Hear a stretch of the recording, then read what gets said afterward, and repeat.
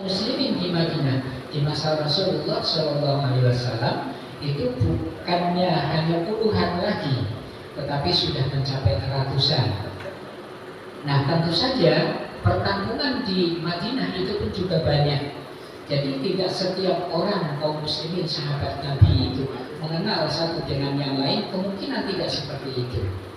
Karena apa? Di sana banyak klan. Ada Bani Salamah, ada Bani Qainuqa dari Yahudi, ada kelompok Bani Quraisyah Yahudi juga, dari kelompok Bani Nadir Yahudi juga, kelompok Bani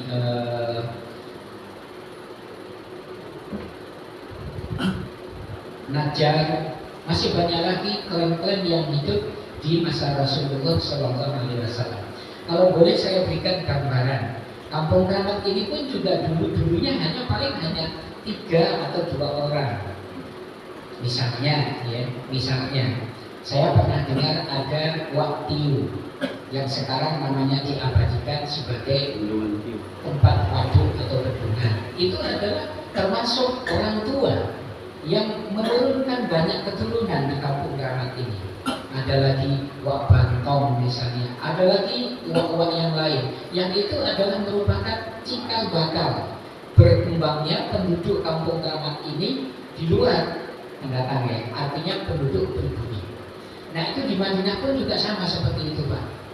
Karena memang pada masa Rasulullah yang namanya klan itu adalah mempunyai peranan yang sangat penting di dalam komunitas masyarakat kaum muslimin di Madinah. Nah, ini kata Ubay bin Ka'ab, wa kana la tukhti'uhu sholatun, tetapi dia tidak pernah absen sholat berjamaah di Masjid Nabawi. Ini kan luar biasa. Saya tahu ini orang ini rumahnya jauh ini, tidak disebutkan namanya siapa gitu. Tetapi Ubay bin Ka'ab menandai betul, ini orang rumahnya jauh, tapi dia tidak pernah absen sholat berjamaah di Masjid Nabawi. Kemudian kemudian ada orang yang berkata kepadanya, atau fakultu lahu, saya sendiri juga sempat menanyakan kepadanya. Kata saya begini, lau istarota imaron, andai kata sampean ini membeli seekor keledai, tarkabuhu yang sampean naiki, fidzulwai di kegelapan malam, wafir rombok di siang hari pada saat terasa panas sekali. Ini pengandaian Ka'ab bin Ubay bin Ka'ab, sampean ini rumahnya jauh, tapi tidak pernah absen sholat berjamaah bersama dengan Rasulullah SAW di Masjid Nabawi ini. Kejauhan sampean ini apabila ditunjang dengan sampean membeli seekor keledai yang dapat sampean naiki sebagai kendaraan dari rumah menuju masjid, kemudian pulangnya dari masjid menuju ke rumah, alangkah bagusnya. Kata Ubay bin Ka'ab, dan juga ada seorang yang menyampaikan seperti itu juga.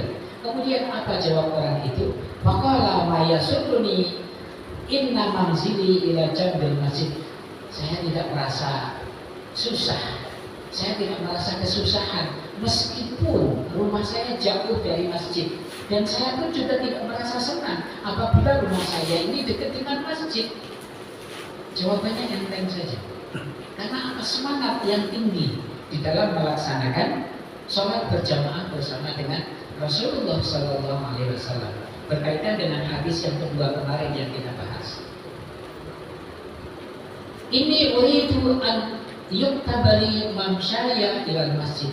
Saya ingin agar supaya langkah saya dari rumah menuju ke masjid itu dihitung sebagai satu hal yang sangat positif. Waruju'i idza raja'tu ila ahli, dan juga ketika saya itu pulang dari masjid menuju ke rumah saya, menuju ke keluarga saya, itu tidak akan membuat saya menjadi berubah niat saya berjalan kaki, saya menggunakan kendaraan keledai dan lain sebagainya, tidak ada masalah, kata orang ini. Tidak disebutkan siapa orangnya. Cuman yang meriwayatkan ini adalah Ubay bin Ka'ab. Nah kemudian hal ini faqala Rasulullah SAW, hal ini sementara didiskusikan, dikonsultasikan dengan Rasulullah SAW. Apa kata beliau? Qad jama'allahu laka dzalika kullahu. Sungguh Allah telah mengumpulkan semuanya itu adalah untuk sampean, wahai orang sahabatku yang selalu berjalan dari rumahku menuju ke masjid, meskipun jaraknya adalah sangat luar biasa jauh. Nah ini ada satu hadis lagi Bapak-Bapak sekalian.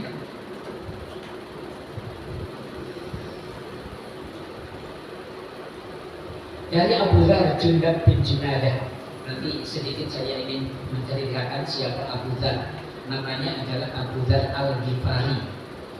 Ini adalah seorang sahabat Rasul yang termasuk sahabat yang sangat istimewa. Nanti sedikit saya akan coba ceritakan kepada hadirin sekalian. Dari Abu Dzar Jundab bin Junadah, nama aslinya adalah Jundab bin Junadah. Abu Dzar itu adalah merupakan nama kunyah yang diberikan para sahabat kepada Jundab bin Junadah. Dia berkata, menceritakan, arada Banu Salamah,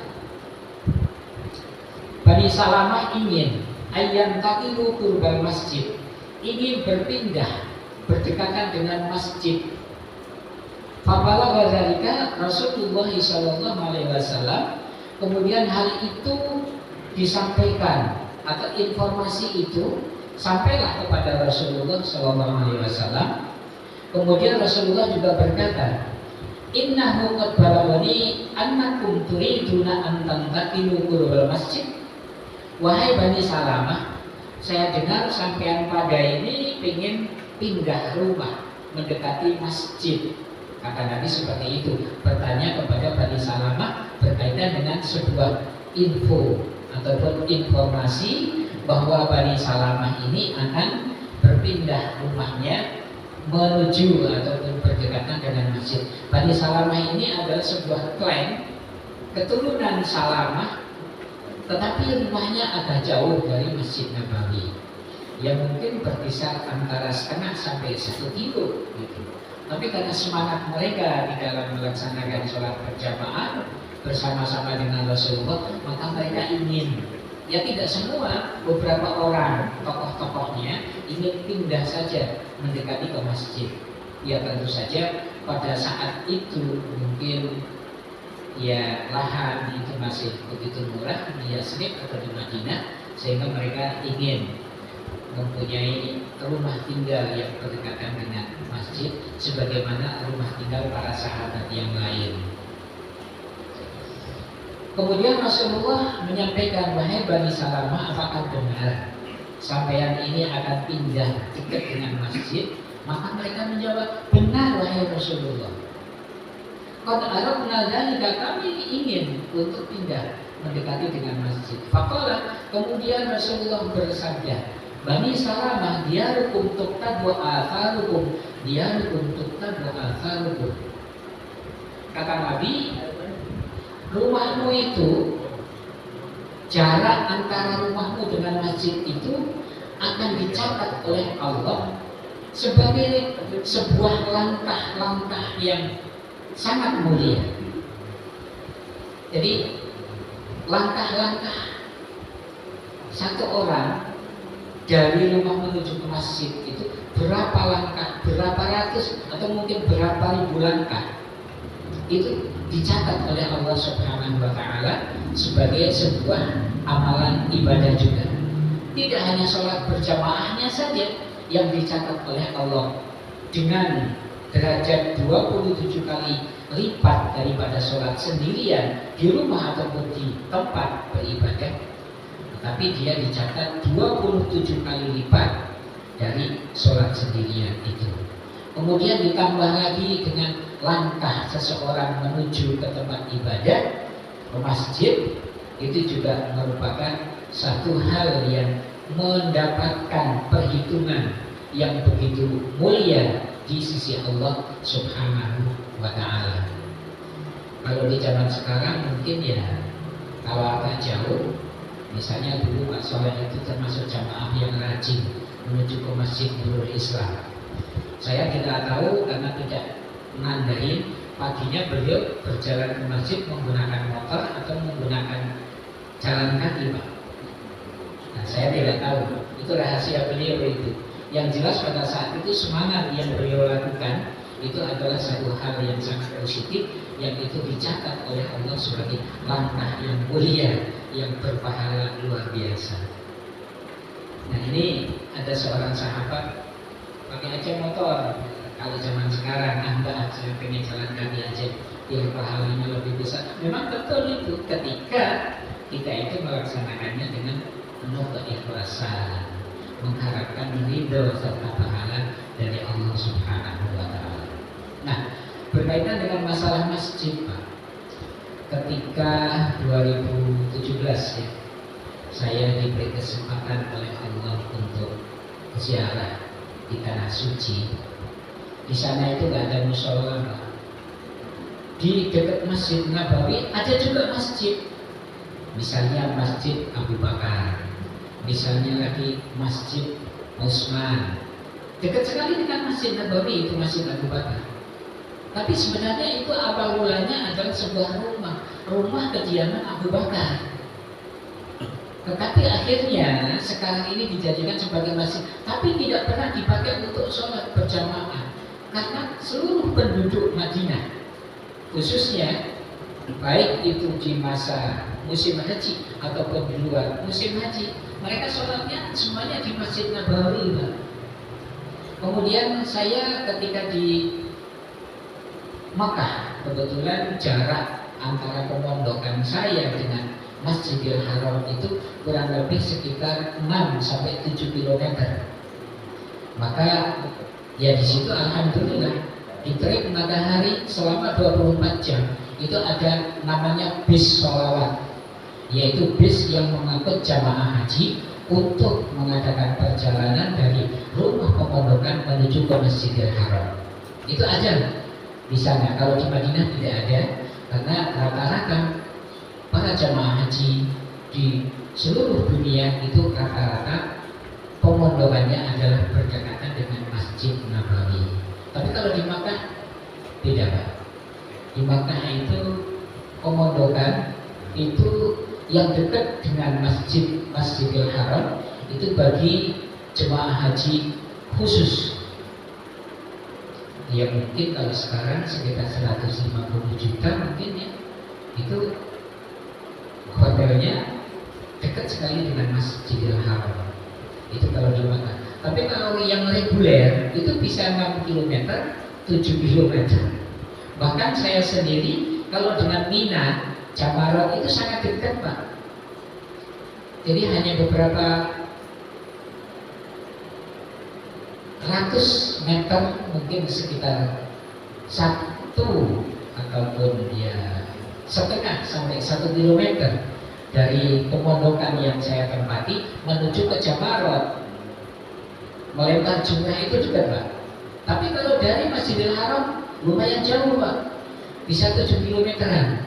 Nah makanya kalau ingin jamaah ke Masjidil Haram ya harus menunggu bus sholawat itu, bus antar jemput jamaah haji yang memang disediakan oleh pemerintah Arab Saudi untuk memudahkan para jamaah haji untuk melaksanakan sholat berjamaah di Masjidil Haram, karena pahalanya luar biasa. Kelipatan daripada kita melaksanakan sholat di masjid-masjid biasa. Nah kemudian yang berdekatan dengan Jamarat, yang berdekatan dengan ketiga jumroh yang harus wajib dilempar oleh jamaah haji, di situ ada sebuah masjid yang dinamakan Masjid Aqobah. Itu Masjid Aqobah itu hanya sekitar 2 kali musola Misbahul Huda ini. Itu namanya masjid, Pak, tapi nggak pernah dipakai untuk sholat. Itu hanyalah merupakan sebuah momentum ataupun apa namanya, ya situs gitu ya, Waktu itu saya berkunjung ke tempat tersebut, di mana situs itu adalah merupakan tempat Rasulullah mengadakan diskusi dengan penduduk Yathrib, yang sehingga Rasulullah diminta untuk hijrah dari Makkah menuju ke Yathrib atau Madinah. Itu tempat Rasulullah mengadakan dakwah kepada pertama 12 orang, kemudian yang kedua Bai'ah Aqabah yang kedua sekitar 70 orang, kemudian yang ketiga yang sehingga pada saat pertemuan Rasulullah dengan penduduk Madinah sekitar 105 orang itu didampingi oleh Abbas pada saat itu. Itu 1 tahun sebelum Rasulullah hijrah dari Makkah menuju ke Madinah. Itu ada satu tempat, namanya adalah Aqabah itu, yang sekarang diabadikan, dibangun sebuah bangunannya sudah sangat tua. Itu yang pada saat itu yang bangun, dalam satu riwayat yang saya dengar dari pembimbing saya, itu adalah Al-Ma'mun, seorang khalifah dari Bani Dinasti Abbas. Itu berlangsung lebih kurang sekian ratus tahun setelah Rasulullah wafat. Tempat itu diabadikan dengan dibangunlah sebuah tembok yang mengelilingi tempat tersebut, disebut dengan Masjid Aqabah. Tapi nggak pernah dipakai untuk sholat, karena sholat para jamaah haji dan juga penduduk Makkah dan juga termasuk penduduk Madinah itu sekarang ini sudah disediakan oleh pemerintah Arab Saudi dengan masjid-masjid yang semuanya dilengkapi dengan AC yang besar-besar.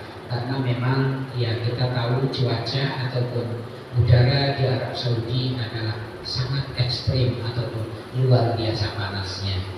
Sehingga di sana itu kalau misalnya suatu ketika nanti hadirin bisa melaksanakan ibadah umrah ataupun haji di sana, tapi kalau umrah saya kira tempat tinggalnya di sekeliling Mekah saja.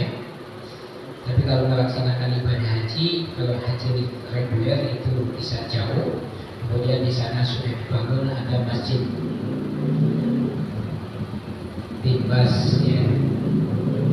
Ada masjid Namirah yang berada di Arafah.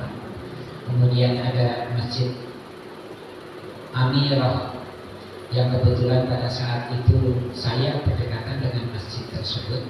Itu masjidnya sudah luar biasa enak, Pak. Siang Jumatan juga dingin gitu ya, malam juga tidak terlalu dingin banget ketika udara di luar begitu sangat dingin di musim dingin. Maka masjid itu sudah dilengkapi dengan air kondisian yang sangat memadai sekarang. Itu masjid-masjid sekarang di Saudi Arabia. Jadi begitu hadirin berkaitan dengan masjid yang terjadi ataupun yang dibangun sekarang ini. Ini hadis sahih diriwayatkan oleh Imam Muslim. Kalau di dalam Riyadhus Shalihin itu hadis nomor 136. Ini yang pertama, kemudian tadi 137. Jadi Bani Salamah ini jaraknya luar biasa, agak jauh dari Masjid Nabawi, sehingga mereka ingin agar supaya rumahnya mendekati dengan masjid. Tetapi Rasulullah tidak melarang sih, tidak, tapi Rasulullah tidak menyetujui kalau mereka itu pindah rumah. Allah alam pertimbangan Rasulullah apa, yang jelas beliau memberikan satu motivasi, langkah sampean semua dari rumah menuju ke masjid ataupun pulangnya dari masjid menuju ke keluarga sampean, semuanya itu akan dicatat oleh Allah sebagai langkah-langkah mulia, dan itu akan diubah nanti menjadi pahala yang Allah sediakan untuk kalian semua. Maka akhirnya mereka tidak jadi pindah.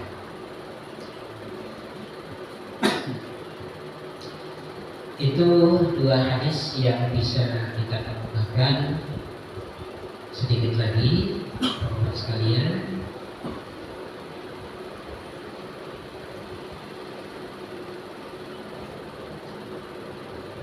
Ini aja yang ketiga. Hadis nomor 138 di Riyadhus Shalihin. Nah, sedikit Bapak-bapak sekalian, siapa si Abu Dzar Al-Ghifari? Sebagaimana saya tadi janji sedikit saya kemukakan. Kalau saya kemukakan secara menyeluruh, secara detail itu panjang Pak, bisa makan waktu bermenit-menit. Sedikit saja, Abu Dzar Al-Ghifari ini seorang sahabat Nabi yang unik karakternya. Sebelum beliau masuk Islam, beliau itu adalah tokoh apa ya bahasa sekarang itu, tokoh pencuri gitu ya, tokoh perampok lah karena itu. Karena apa? Ghifar itu adalah sebuah perkampungan yang jauh dari Mekah Al-Mukarramah. Letaknya di sebelah utara Mekah. Kalau menurut ukuran pada saat itu, mereka ini adalah termasuk kelompok ataupun komunitas orang-orang Badui, kira-kira seperti itu. Jadi pekerjaan mereka, profesi mereka, hampir satu kampung itu adalah merampok kafilah-kafilah yang melewati terhadap perkampungan mereka. Ini kan luar biasa. Kalau di Tanjung Priok sekarang ada kampung narkoba ya Pak ya? Betul ya? Mungkin ada satu kampung yang isinya atau penghuninya adalah profesionalnya adalah preman-preman atau perampok-perampok. Mungkin ada di wilayah negeri ini. Tapi pada masa Rasulullah itu ada. Namanya adalah kampung Ghifar. Jadi profesi seluruh penduduk kampung tersebut adalah sebagai seorang penyamun. Nah, Abu Dzar atau Jundab bin Junadah ini adalah tokohnya itu. Tetapi bagaimanapun juga kehidupan seseorang suatu saat pasti akan merasa jenuh dengan perbuatan-perbuatan yang seperti itu. Karena hati nuraninya mereka akan berkata, oh iya, saya ini kehidupan saya akan seperti ini. Tukang merampok, tukang mencuri dan lain sebagainya. Ya kalau di cerita Inggris mungkin ada yang bernama Robin Hood. Pernah dengar itu? Seorang tokoh yang bernama Robin Hood itu. Dia adalah seorang perampok, Pak. Dia adalah seorang penyamun. Tetapi hasil rampokannya itu diberikan kepada masyarakat untuk kesejahteraan masyarakat. Itu cerita. Wallahu a'lam apa ada atau tidak, saya tidak tahu persis. Yang jelas itu ada kisah-kisah yang memuat seperti itu. Tapi pada masa Rasulullah juga ada. Ini namanya Abu Dzar. Tokohnya itu beliau itu. Nah suatu ketika beliau merasa jenuh dengan perbuatannya itu, dengan profesinya itu, sehingga beliau akhirnya ingin berhenti dari profesi itu. Kemudian beliau yang tadinya tinggal di kampung Ghifar, akhirnya beliau pindah ke Najd. Najd itu kalau sekarang adalah Riyadh, di sebelah timur Makkah Al-Mukarramah. Itu tempat atau kedudukan kerajaan Raja Salman dan juga putra-putra mahkota yang lain, pangeran-pangeran yang lain. Itu rata-rata di Najd dulu, sekarang di Riyadh. Nah setelah beliau pindah ke Najd, kemudian dia ingin mencari pencerahan gitu ya, ingin mencari kecerahan hati. Maka mendengar informasi bahwa di Mekah itu ada seorang yang sangat bijak, seorang yang berakhlak mulia, seorang yang mempunyai karakter yang begitu terpuji. Maka dia ingin penasaran, apalagi ditambah informasi tersebut bahwa dia adalah seorang nabi. Maka Abu Dzar ataupun Jundab ini ingin bertemu dengan orang itu gitu. Siapa orang itu? Beliau adalah Rasulullah Shallallahu Alaihi Wasallam. Nah, pada saat itu karena dia adalah termasuk sahabat yang kelima atau keenam yang mengikuti ajaran Rasulullah Shallallahu Alaihi Wasallam, maka dakwah Nabi pada saat itu adalah masih sembunyi-sembunyi. Kalau orang Makkah misalnya di Masjidil Haram mendengar ada orang luar ingin ketemu dengan Rasulullah atau Muhammad pada saat itu, pasti dia halang-halangi. Karena takutnya apa? Takut orang ini terpengaruh dengan apa yang dibawa oleh Rasulullah SAW. Maka pada saat itu Abu Dzar Al-Ghifari ini, Jundab bin Junadah ini, dengan menyamar sebagai seorang musafir, dia ikut tawaf mengelilingi Ka'bah, gitu ya. Nah kemudian sambil mencari informasi, di mana sih letak orang yang bijak itu? Saya ingin ketemu dengan dia. Karena saking semangatnya tinggi, ingin mendapatkan pencerahan dari seorang tersebut. Setelah mencari informasi kesana kemari, ketemulah, oh rumahnya di sini, tinggalnya di sini. Nah pada saat itu di suatu pagi, sahabat Jundab ini langsung ketemu dengan Rasulullah SAW. Ya dia mengucapkan salamnya belum assalamualaikum, karena memang belum diajarkan oleh Rasulullah SAW. Beliau ketemu dengan Nabi, kemudian beliau menyatakan maksud dan tujuannya, maka Rasulullah langsung, oh berarti sampean ini berasal dari Ghifar. Iya betul wahai Muhammad. Nah terus akhirnya setelah lama berdiskusi, kemudian si Jundab ini menyampaikan, wahai Muhammad, saya ingin coba tolong ucapkan gubahan syairmu itu. Kata orang-orang pada saat itu masih mengatakan bahwa ayat suci Al-Quran itu adalah merupakan sebuah syair atau puisi yang digubah oleh Muhammad pada saat itu, gitu ya. Maka Abu Dzar ini juga ingin menyampaikan maksudnya, wahai Muhammad, tolong ucapkan syairmu itu yang kau ubah. Terus Rasulullah meluruskan, ini adalah bukan syair ubahanku, ini adalah firman Allah, ini adalah wahyu yang Allah berikan melalui malaikat Jibril kepada aku. Oh jadi begitu? Iya. Maka Rasulullah akhirnya mengucapkan lantunan atau membacakan ayat-ayat Al-Quran yang sudah diwahyukan oleh malaikat Jibril. Ternyata Abu Dzar atau Jundab bin Junadah ini langsung terkagum-kagum dengan ayat-ayat tersebut. Pada saat itu langsung dia mengatakan, asyhadu an la ilaha illallah wa asyhadu annaka ya Muhammad Rasulullah. Aku bersaksi bahwa tiada Tuhan selain Allah, dan aku juga bersaksi bahwa engkau Muhammad adalah utusan Allah Subhanahu wa ta'ala. Maka langsung dipeluk oleh Rasulullah pada saat itu. Nah, setelah berdiskusi lagi, kemudian Rasulullah menyampaikan beberapa wasiat kepada Jundab. Setelah Jundab mengajukan pertanyaan, apa yang harus aku lakukan oleh Muhammad? Kata Rasulullah, sampean kembali ke kampung halaman, kemudian ajak keluargamu untuk mengikuti ajaran yang aku bawa, yang diwahyukan oleh malaikat Jibril dari Allah Subhanahu wa ta'ala. Kemudian Jundab mengatakan, saya tidak akan melakukan itu wahai Muhammad. Sebelum saya menyatakan keislaman saya, sebelum saya menyatakan keikutsertaan saya mengikuti ajaranmu di Masjidil Haram, di sekeliling Ka'bah. Rasulullah sudah melarang, tetapi karena semangatnya yang tinggi, apalagi dibarengi dengan dia statusnya adalah sebagai tokoh dari kampung Ghifar, yang orang mendengarkan kata Ghifar saja sudah merasa ciut.